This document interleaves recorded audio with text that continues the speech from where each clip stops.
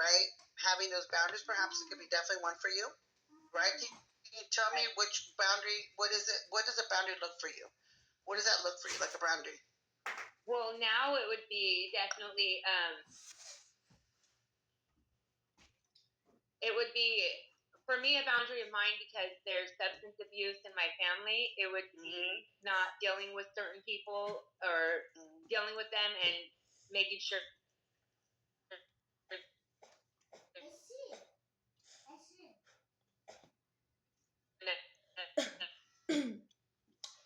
My audio keeps that cutting. is coming into my. I like that. I like that. One thing.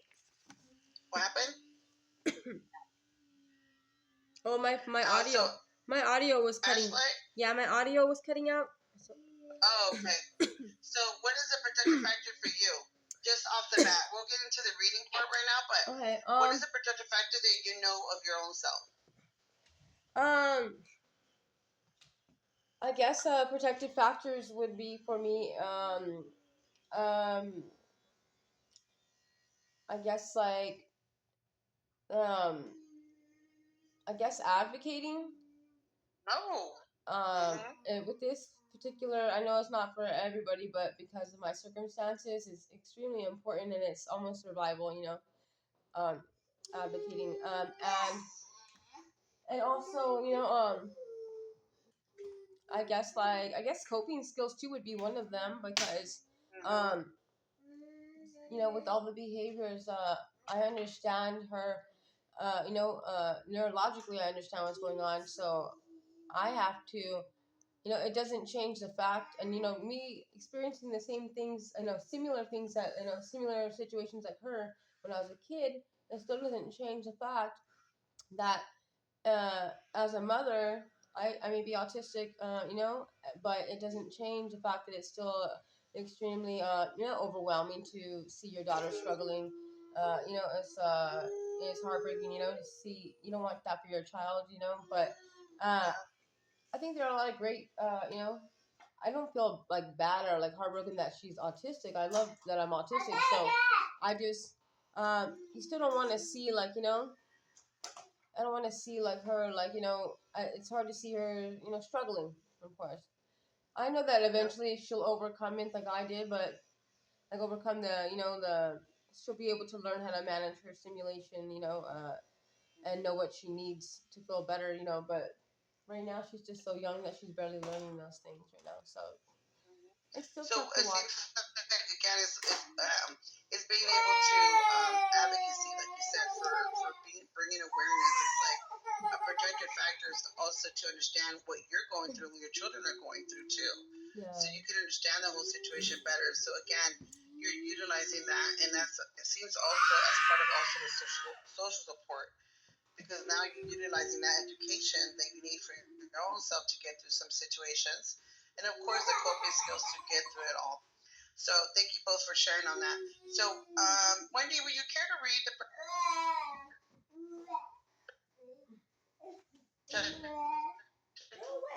factors definition? Sure.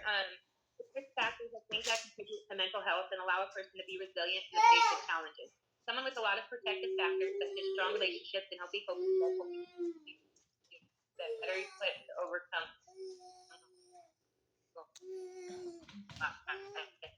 obstacles. Many protective children grew up in family cannot be changed. However, plenty of factors can be controlled. You choose the people in your life, how to cope with problems, and how you'll spend the day or each day. By focusing on what you can control and building upon those protective factors, you will improve your ability to cope with many of life's challenges. Thank you. So what do you guys think of that? I mean, I agree with it. Yeah, it's good information. So I like a really good part where it says many protective factors are out of our control, right? For example, genetics and of course neighborhoods where you grew up and so forth, and families that you cannot change, right? Because we can't choose the family we're born into. Right. However, plenty of the factors can be controlled. I love that part because you choose the people in your life today. Okay, so how to cope with these problems is how you spend each day. So again, this is letting us know that yeah, there's a lot of things out of our control, but this allows us to say, can I better address this situation? Can I better understand it so I could be also utilizing this for my own good, right? Versus the opposite way around. So it says, building those protective factors, you would improve your ability to cope with many life challenges. So what this is telling us is that the more we can get better at this, the more protective factors we can get in our lives, the better we can face life challenges, right? So it says review each of the following, and of course, mark the scale to indicate how well do you perform in these areas. So, for example, it says a social support. It says ability to talk about problems, people to ask particular help, which is rise if car breaks down, feelings of love and intimacy or friendship. So, when you look at the scale, where do you put yourself in, Wendy? Are you in this area? Social support, I would say, yes. I would say I'm now either in between weak and moderate to moderate because being here and being in group and expressing myself more and being able to bring up stuff I'm personally going through in a room full of women and stuff is something I wasn't able to do before. Now I find myself sharing more and more and feeling more comfortable doing that. Perfect. So Go ahead and put yourself a little star there so you know that you're all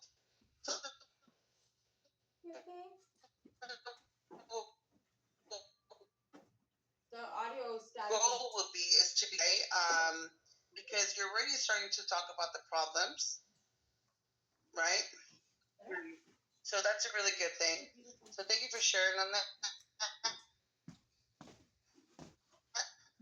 Ashley, what about you? When it comes to social support, where do you sit? Oh, hold on 1 second. She rolled. There you go, Izzy. I'm coming right now. I'm so sorry. You know this is not like me. Hold on. I'm always like participating like crazy. Okay.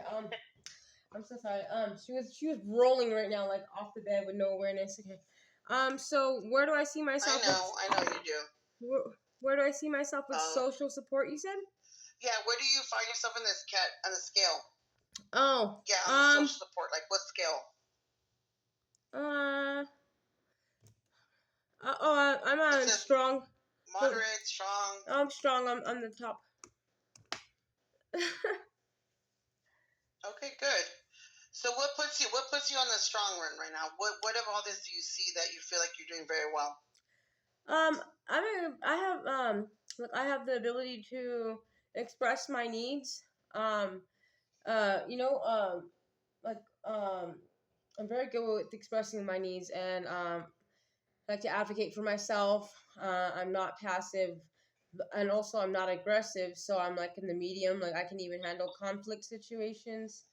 Um, I don't have like a temper. I'm able to be rational, and address the issues at hand, and also I'm able to talk about my past trauma, my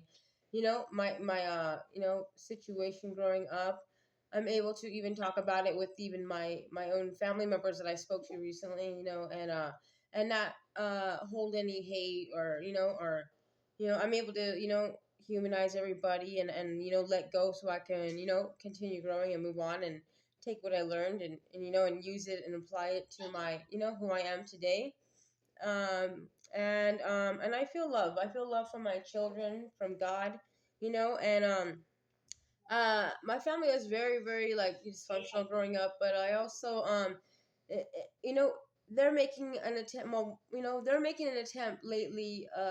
After watching my YouTube videos, like they're not where I would consider ideal, but they with what I can't judge a person by the ruler of my own life. So like I appreciate that they're trying to make an effort to they may not have their head fully screwed on or but they are making an attempt to express like you know their I guess you would say like their apology, like their remorse for how It they. sounds like they're being more understanding due to the fact that they're getting educated on this area. Due to the fact that perhaps they really, really clueless about what all this was. And I think even now more than ever, we have in an area where people are educating themselves. We have ability of the internet. right? We have the ability of YouTube. Well, Like you said, we're able to reach more people in a small quality, a small yeah. amount of time. Well, this is the thing that they were all on drugs back then, and I wasn't. Oh So yeah, that definitely and I didn't help the was, situation. and I was different. So like they didn't want to behave, and I kept calling them out on why they're not. you know, it was a Yeah. bad combination. It was gonna have some conflict for sure. So yeah, Yeah, so it seems like you're bringing awareness. I love that. yeah, So my definitely sister's social kid's support you're in a autistic. strong. I love that. I Yeah, love that. And those are really good reasons to be able to have the fact that you're able to talk about these things and just utilize these things as a form of education. So that's always a plus. So thank you for sharing on that. So we move on to the next one, physical health. Adequate exercise or physical activity, a balance on a healthy diet, or medical compliance, which is taking medication as prescribed. So when you look at this, Wendy, where do you fall? Again. What category do you fall on this one? I'll keep it let you. Due to the fact that you missed your meds for morning and lunch. To bring them to me right now. I know, no, I told them right now, and Michelle's like, I'm going to have Gladys go up. I'm like, yeah, please. You just screenshotted them at me. No. So I'm going to take these real quick and then I'll get right back to you. Okay, good. I'm going to go ahead with Ashlight. So, Ashlight, what do you feel like you're in this category right now? Physical health. Let's see. Yeah, physical health. Yeah. Yeah. I would say I'm on. I would definitely say I'm in the strong. Like I mean, I haven't been working out as much, but I think that that's what makes my physical health. It actually, I think it is the top strong one, and I'll tell you why. Like I was exercising a lot more before, but but and I was feeling lighter on my feet, thinner or whatever, and that's not what health is. Like I had to make the choice to be like, okay, my children need me to sit down and do these therapies with them. I need to do all of these things and spend that time. So I chose, for their health as well. So now I just do my exercise once a day, but then I'm running around all day, with the children and doing different types of mental health. That's good for my mental health and emotional health for me to engage my children and be that support that they need. So, you know, and it's also and negative. The kids aren't getting better. Then I'm gonna have negative stimulation, and that's gonna affect my health.